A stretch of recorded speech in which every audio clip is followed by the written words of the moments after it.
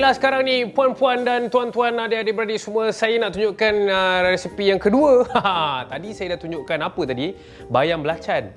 Menarik kan? Ini kali ni pula saya nak tunjukkan daging. Saya akan buat kerabu daging. Tapi kerabu daging saya ni kalau nak kata berbeza tu memang tak pernahnya sama kalau dapur bujang ni. Saya akan buat resepi yang begitu mudah. Barang dia pun kalau kita pakai lebih kurang dalam 4 ke 5 bahan je biasanya kita akan masak. Tapi yang penting dia akan jadi satu hidangan yang sedap lah. Untuk sekarang ni saya akan buat kita punya kerabu daging. Apa yang saya perlu buat adalah sekarang ni saya dah panaskan minyak dekat dalam kuali. Saya akan masak dulu kita punya daging lah. Sebab yelah daging ni takkan kita nak makan mentah macam ni kan.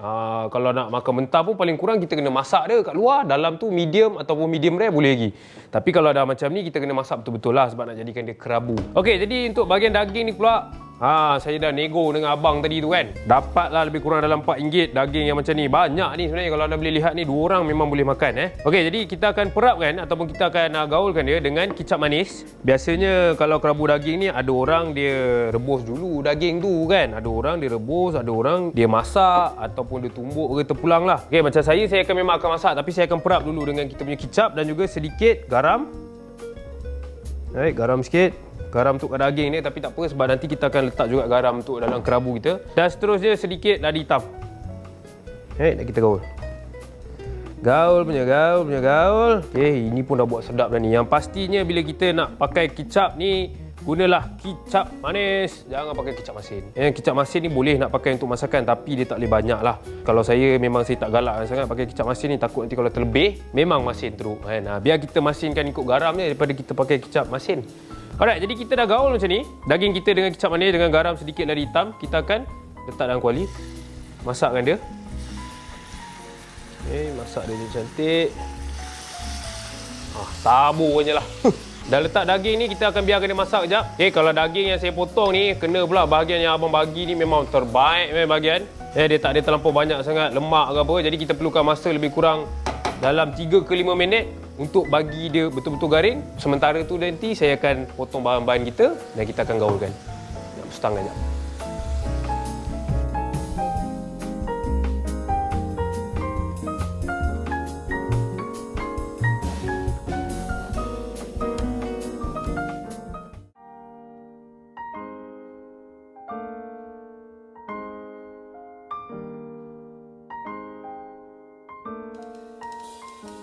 Baiklah, sementara nak tunggu kita punya daging ni masak lebih kurang dalam 3 ke 5 minit kan, saya akan potong bahan-bahan untuk kita punya kerabu. Mungkin ada orang macam diingatkan macam kerabu ni, yelah ada orang mungkin dia akan suka masukkan lobak merah lah ataupun dia masukkan kobis, dia masukkan timun, macam-macam jenis. Tapi saya masukkan ini saja sebab apa? Yelah bajet kita pun ada banyak tu je. Jadi ini je yang saya dapat. Saya akan masukkan kita punya kacang boncis. Cara dia kita akan potong dahulu penghujung kacang boncis ni. Cantik. Kemudian kita potong. Okey. Sama juga hujung yang kat belakang ni pun kita akan potong juga. Potong. Okey. Cun. Sementara tu jangan lupa tengok kita punya daging ni. Gaul-gaul sikit. Bagi dia masak. Kalau boleh kita tak naklah dia sampai terlampau garing keras kan. Kita nak masih ada tekstur ataupun rasa cui-cui bila makan tu macam kenyal-kenyal sikit kan. Alright, jadi untuk kita punya kacang boncis. Okey, apa yang kita nak kena buat adalah saya akan potong dia menyerong. Okey, cara dia potong menyerong macam ni. Bila kita potong menyerong ni dia nampak ada seni sikit lah. Lepas tu dia nampak panjang-panjang kan. Cantik sikit bila kita nak makan. Dia kurang macam ni. Dan kita masuk terus dalam bowl ataupun dalam mangkuk kita ni. Alright, jadi kita potong sikit menyerong. Kalau rasa macam nak menyerong panjang lagi pun boleh. Kalau nak buat pendek-pendek macam saya ni pun boleh. Kalau rasa macam tak nak potong menyerong, susah nak potong panjang pun boleh lah. Saya pun tak ada masalah. Okey, yang penting anda rajin masak lepas dah tengok saya punya rancangan ni. Okey. Jadi kita sama yang ni potong. Sebab kalau dah kerabu ni dia memang kalau orang barat dia panggil salad. Dia panggil salad ataupun dia panggil macam-macam lah jenis-jenis mix salad lah apa kan. Tapi kalau kita panggil kerabu. Yang menariknya pasal kerabu ni dia sebenarnya penuh dengan khasiat dan dia adalah campuran sayur-sayuran yang orang kata memang senang untuk kita dapat dan dia tak pernahnya ada orang kata macam salah ni dia buat macam ni, betul ni, salah ni. Tak ada. Kerabu kalau anda pergi mana-mana kedai, kalau anda order lah kan kerabu kaki ayam ke apa, lain kedai lain cara dia. Tapi sebab itulah saya suka tunjukkan yang penting dia sangat mudah dan dia sedap untuk kita makan. Kacang boncis ni kalau kita makan macam ni pun dah sedap dah ni. Tapi itulah saya nak tunjukkan yang saya nak makan kacang boncis tapi bulan puasa kan, so tak boleh lah. Alright, jadi seterusnya saya akan potongkan bawang. Okay, kita potong bawang, jangan lupa buang kulit luar ni. Dan kita hiris dia nipis. Sementara tu tengok-tengok juga kita punya daging ni, macam mana, apa jadi dia. Nampak tak tu? Dia punya jus tadi, lepas tu dengan kita punya kicap tu, itu yang buatkan dia nampak berbuih-buih macam ni. Dia punya bau tu. Cantik. Okey, jadi untuk bawang merah, potong nipis. Kalau rasa macam tak ada potong nipis, anda boleh cari apa orang panggil slicer. Apa tu slicer? Yang nak potong tu lah kan. Dalam bahasa Melayu dah apa, saya pun lupa lah Okey, jadi anda boleh pakai juga benda tu. Lagi senang untuk anda nak bagi dia nipis lah. Tak adalah terputus tangan ke apa kan. Alright, masukkan bawang dalam ni. Dan bila dah masukkan bawang merah kat dalam ni, saya biasanya kena jauhkan sikit. Kalau tak nanti saya menangis. Sebab apa? Sebab ada bawang tu. Itu yang tak boleh tu. Nampak tak ni? Tadi elok-elok nampak dia berbuih, sekarang ni dia dah kering. Okey, maksudnya kita punya daging ni pun dia memang dah masak. Jadi kita boleh tutupkan api. Sebab saya tak nak dia terlampau kering sampai nanti dia jadi takut liat lah kan. Kita tak nak dia liat. Okey, seterusnya saya akan masukkan kita punya tomato. Tomato ni pun sama, kita potong kecil sikit. Dan kita tak nak pakai yang kat tengah-tengah ni. Yang ujung ni lah, sebenarnya yang pangkal ni, yang ujung ni. Kita tak nak pakai yang ni. Tapi yang ini nanti, yang ini kita boleh pakai. Kita potong sikit setengah. Kita masuk je kat dalam kita punya mangkuk ni. Jadi daripada membazir tu kan, tak baik membazir kan. Jadi kita pakai lah semua. Sebab saya nak potong nipis saya punya tomato ni. Saya nak senipis macam kita punya bawang. Okey. Jadi kita potong macam ni dulu. Yang tengah ni.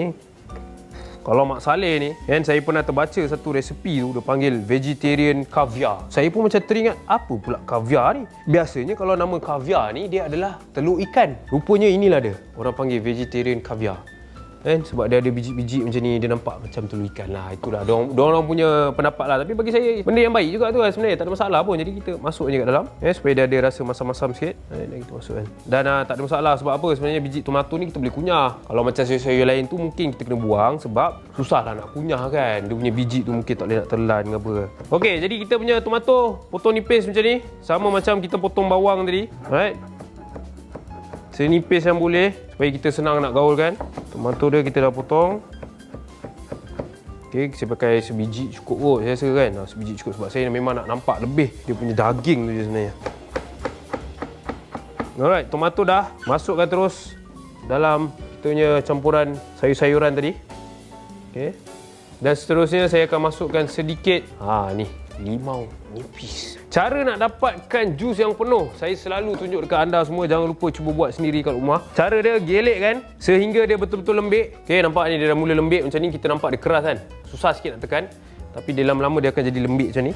Right? Tekan sikit dan saya akan perahkan kita punya limau kat dalam. Mula-mula saya akan pakai setengah, dengan biji-biji sini saya pakai, tak apa, tak ada masalah pun. Kita masukkan setengah dulu sebab nanti kita dah masukkan daging, kita akan agak-agak rasa dia macam mana kan.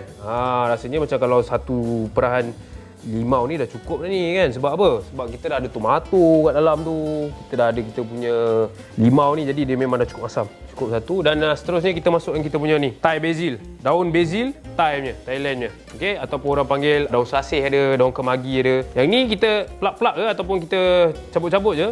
Sebab dia dah layu tu lah. Saya tadi dah perjalanan daripada pasar nak sampai ke dapur ni, boleh tahan juga makan masa dia. Jadi kita punya ni pun dah layu. Tapi sebenarnya tak ada masalah. Kadang-kadang layu ni jangan buang. Melainkan dia dah lembik ataupun dia terlampau berair. Itu kita boleh buang. Tapi kalau setakat layu macam ni, dia punya aroma tu masih ada. Bau dia.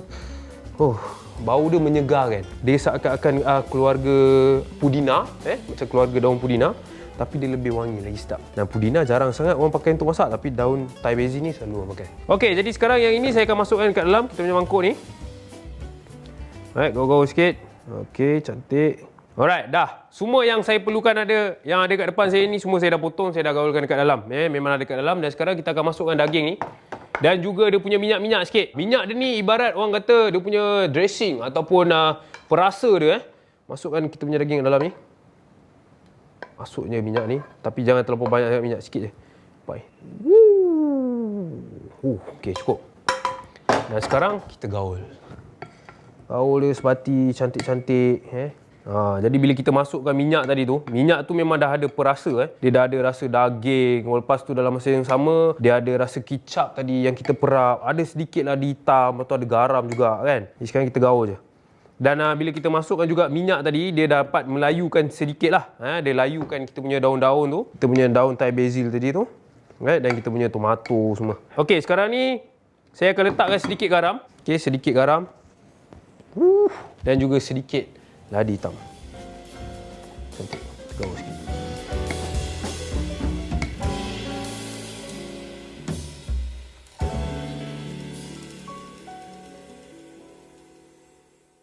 Baiklah, sekarang ni kita dah gaul dah sebati.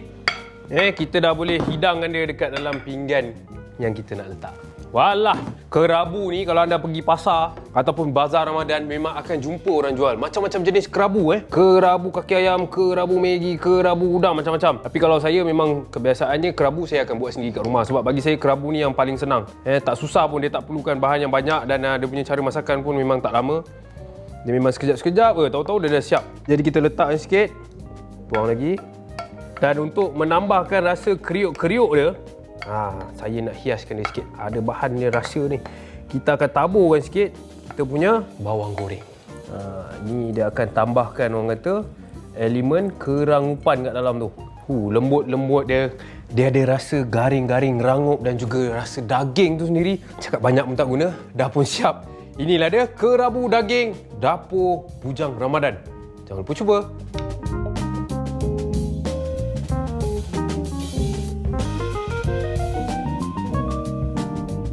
Okey, dah pun siap dua hidangan saya untuk episod kali ni. Senang kan macam mana? Senang. Saya tahu memang senang je sebenarnya sebab saya masak ni sekejap je sebenarnya. Borak punya borak dah pun jadi hidangan saya yang siap ni. Yang paling sedap sekali iaitu kita punya bayam belacan.